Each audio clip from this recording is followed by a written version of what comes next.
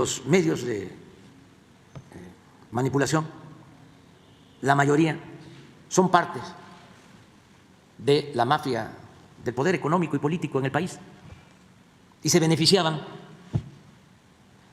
con los gobiernos anteriores, porque en realidad ellos mandaban. Entonces, como ahora no hay una oligarquía, no hay un gobierno de una minoría, sino hay un gobierno del pueblo, pues eso los tiene muy molestos. Nada más hagan un análisis de la relación económica con el periodismo. El poder económico y el periodismo en México, pero no solo en México, en el mundo. Entonces van a encontrar que son muy pocos los medios de información, muy pocos. La mayoría defiende a grupos de intereses creados. Entonces, nosotros hemos enfrentado eso, por eso siempre recuerdo de que nunca habían atacado a un presidente como ahora, desde que lo hicieron contra Francisco I. Madero. Nunca. Y les quiero decir algo, es un timbre de orgullo. Porque como decía un liberal Ponciano Arriaga, entre más me golpean, más digno me siento. Como tengo mi conciencia tranquila, estoy luchando por una causa justa, ni un paso atrás, ni siquiera para tomar impulso. Vamos hacia adelante. Si me aplaudieran, si fuese como antes, de que se dedicaban a aplaudir o a callar, a quemarle incienso a los presidentes, me sentiría avergonzado. Diría, algo anda mal. Pero como hay toda esta lanzada, digo, vamos bien, vamos en el camino correcto. Además, imagínense la satisfacción que me produce el que nos ataquen como nunca en la historia reciente y que tengamos el respaldo del pueblo, que nos esté apoyando del 65 al 70% de los habitantes del país. Sí, eso es lo que los enoja más, porque traen expertos, tienen muchísimo dinero, controlan los medios de manipulación. Acuérdense, y hay que estarlo repitiendo, sobre todo para los jóvenes, y también para vacunarnos contra estas pandemias. Cuando nos arrebatan la mitad del territorio, cuando ese gran zarpazo, y el culpable, entre otros, fue Antonio López de Santana. Imagínense la tragedia de que nos quitan la mitad del territorio, nos invaden, llegan a izar la bandera estadounidense aquí, el Palacio. Y Santana se va al exilio, a Colombia. Y los conservadores de entonces, que no habían participado en la defensa del país, los llamados polcos,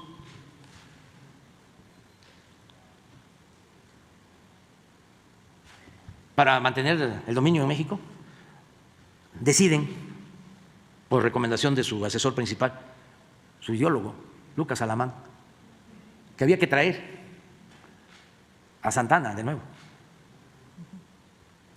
Y es importantísimo conocer la carta que le envía Lucas Alamán a Santana, a Colombia, diciéndole, venga, no se preocupe, porque nosotros controlamos la opinión general, lo que después se empezó a llamar opinión pública. No va a pasar nada, venga, nosotros controlamos la opinión general porque tenemos el dominio de los principales periódicos de México. y regresa a Santana, lo traen. Y desde que llega, lo reciben con aplausos desde Veracruz hasta la Ciudad de México. Todo su recorrido es aclamado. Y ya, bueno, imaginen lo que sucedió después. Es cuando ya se convierte en Alteza Serenísima y vende todavía otra extensión de nuestro territorio, la Mesilla, en 10 millones de pesos, y derrocha todo el dinero. Pero estamos hablando de 1852, mediados del siglo XIX. Estamos hablando de casi 100 años antes de que Goebbels, el jefe de la propaganda de Hitler, sostuviera aquello de que una mentira que se repite muchas veces puede convertirse en verdad. Entonces siempre los medios han sido instrumentos para las imposiciones, así como también los medios han sido instrumentos para la liberación de los pueblos. Imagínense la gran labor de los Flores Magón con el periódico Regeneración. Antes de la huelga de Cananea ya circulaba el Regeneración en Cananea.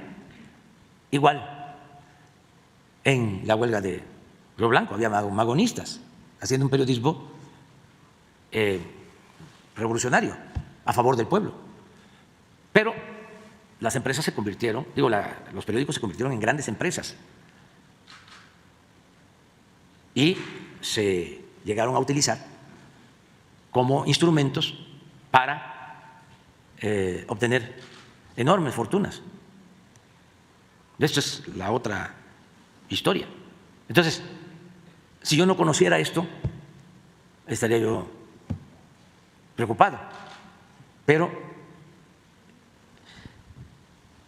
los conozco muy bien y le tengo mucha confianza al pueblo, porque ellos piensan que es como antes, que pueden manipular.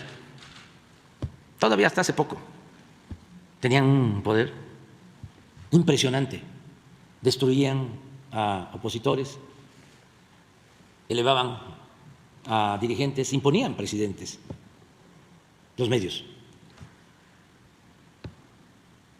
Y desde luego mucho poder económico, mucho, y mucho poder político. Entonces es lo que está en el fondo.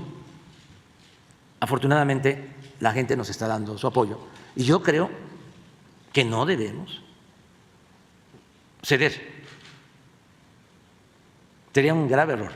Al menos mientras yo esté aquí, no voy a concederles nada a los mafiosos, a los corruptos, nada.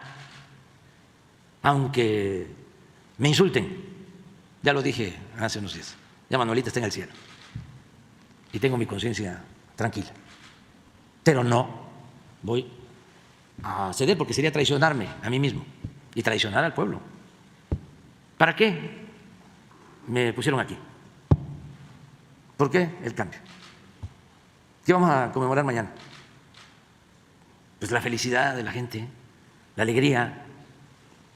Hace 2 o 3 días se cumplieron 5 años del cierre de campaña en el Azteca. Era una fiesta. Y hace 5 años, cuando triunfamos, lo que vamos a conmemorar mañana, la gente salió a las calles. Y cuando tomé posesión, que me acuerdo que iba yo de la casa a la Cámara de Diputados, y viene un joven, voy en el carro, en su bicicleta. No nos vayas a fallar. No nos vayas a fallar. A ver, le pregunto a ese joven, ¿le he fallado? Y a muchos mexicanos. Si tenemos 60, 65, 70% de aceptación, yo gané creo que con el 51, 52% de los votos. 31 millones de ciudadanos. Si ahorita tenemos 60, 65, 60 vamos a poner de aprobación, ¿cuántos votos son ahora? pues como 45 millones, de acuerdo al padrón,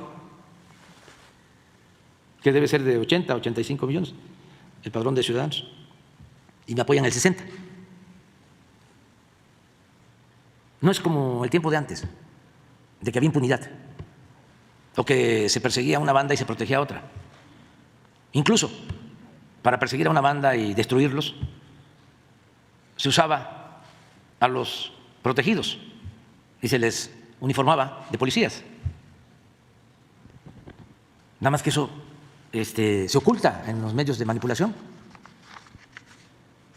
Había hasta pactos, pues, repito, entre el gobierno y los medios de manipulación para que los conductores de noticias no hablaran de violencia.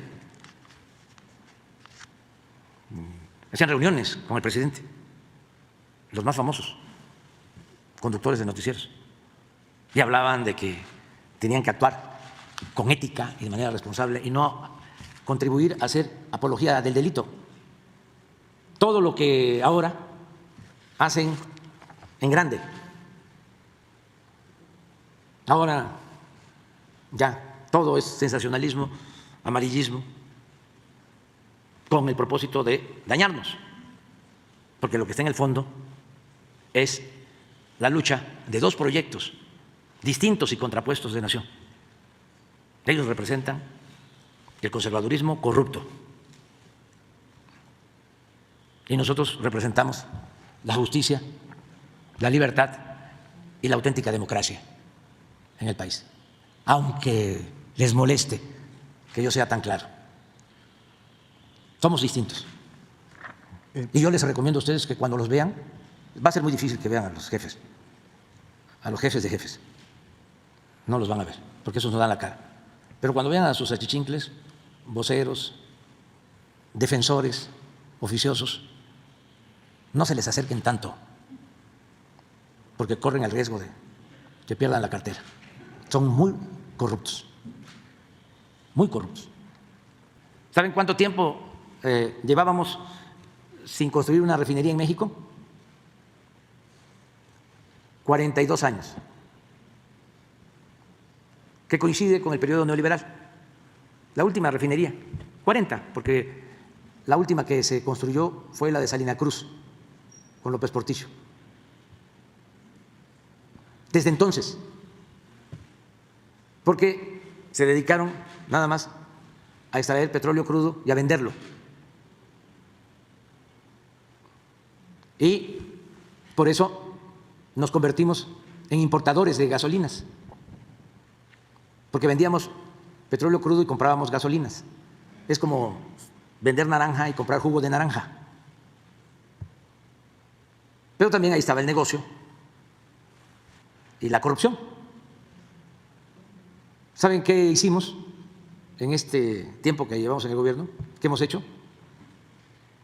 ¿Y cómo rescatamos a Pemex, que iba de picada en cuanto a la producción? Porque en el periodo neoliberal destruyeron toda la industria petroquímica.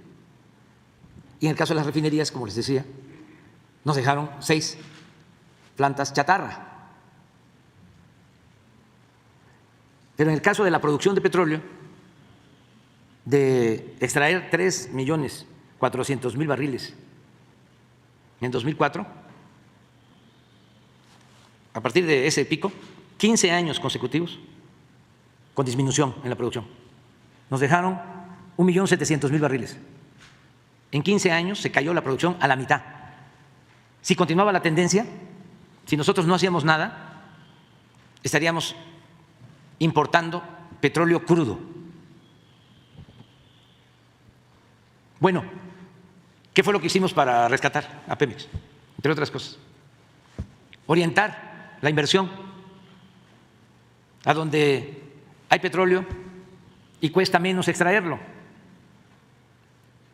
en el sureste y en las aguas someras del Golfo de México, donde invertían los neoliberales, en el norte y en las aguas profundas. ¿Y saben por qué? Destinaban la mitad de la inversión al norte y a las aguas profundas, donde hay menos petróleo y cuesta más extraerlo, porque no les importaba producir petróleo. Lo que les importaba era hacer negocio con los contratos, robar. Parece increíble, pero a ese grado de descomposición se llegó. Entonces, lo único que hicimos fue dejar de invertir en el norte, en las aguas profundas, y invertir en exploración y en producción en el sur y en la sonda de Campeche y en el litoral de Tabasco. Y, desde luego, se descubrieron nuevos yacimientos. Tenemos más reservas de petróleo que cuando llegamos y ya estamos por alcanzar la meta de 2 millones de barriles diarios, de unos 700 a 2 millones.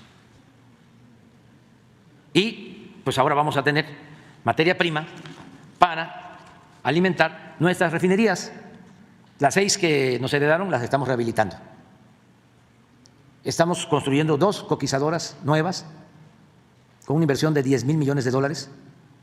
No crédito, presupuesto, porque ya se acabó la robadera, aunque no les guste a nuestros adversarios y aunque nos insulten. Y se compró la refinería de Deer Park, que también tiene capacidad para procesar 340,000 barriles diarios. Y ya terminamos la refinería de Dos Bocas, que va a iniciar con 80, 100,000 barriles diarios, y el año próximo va a tener ya capacidad plena, 340,000 barriles diarios. Con todo esto, ya no vamos a comprar gasolinas en el extranjero. Antes de que yo termine el gobierno, vamos a ser autosuficientes. ¿Y en qué se ayuda a la nación? Aparte de que somos más independientes y de que aquí se procesa toda nuestra materia prima y se da empleo, ¿en qué se ayuda a los mexicanos? ¿En qué nos ayudamos todos? En que pagamos la gasolina a menor precio. Ya no hay gasolinazos como en la época de Calderón, de Peña Nieto, de los que quieren regresar. Ya no se afecta a la economía popular. Ya no es el tiempo en que decían, ni modo, hay que apretarnos el cinturón. Ahora ya no es el pueblo el que se aprieta el cinturón, el que se aprieta el cinturón es el gobierno.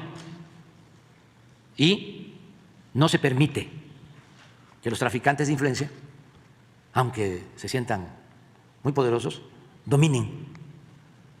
Ahora manda el pueblo.